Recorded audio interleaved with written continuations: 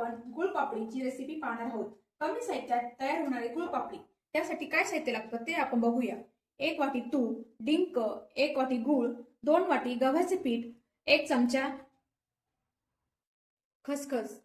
कढईमध्ये खसखस भाजून घेऊ। खसखस भाजून झाली आपली, तर काढून घेऊ आपण। कढईमध्ये तूप गरम करून घेऊ। डिंक तळून घेऊ। डिंक छान फुलेपर्यंत व्यवस्थित तळून घ्यायचं आहे। डिंक छान तळून झालाय आपला। डिंक थंड होईपर्यंत आपण गव्हाचे पीठ भाजून घेऊ आता। त्यासाठी तूप पूर्ण टाकायचे आहे आपल्याला। गव्हाचे पीठ आपण भाजून घेऊ आता। गव्हाचे पीठ आपण 2 वाट्या घेतले आहेत। आपण जे माप सांगितले आहे त्याच मापाप्रमाणे आपण गुळपापडी बनवणार आहोत। अचूक माप असल्यामुळे गुळपापडी ही व्यवस्थित बनते।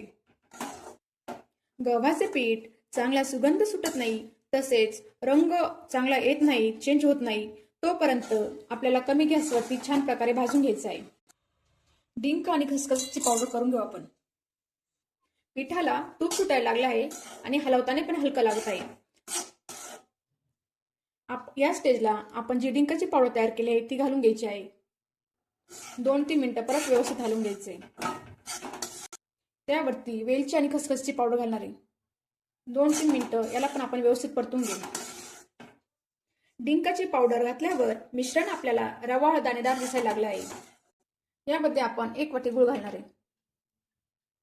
आता गॅस बंद करायचा आणि कोमट झाल्यावरतीच व्यवस्थित हलवून घ्यायचं। याला आता आपण ताटात काढून घेऊ। व्यवस्थित असं थापून घ्यायचं आपल्याला। वाटीने व्यवस्थित दाबून घ्यायचे, म्हणजे तुम्हाला हव्या त्या आकारात कट करून घेऊ शकता। आता आपण वड्या कट करून घेतल्या आहे।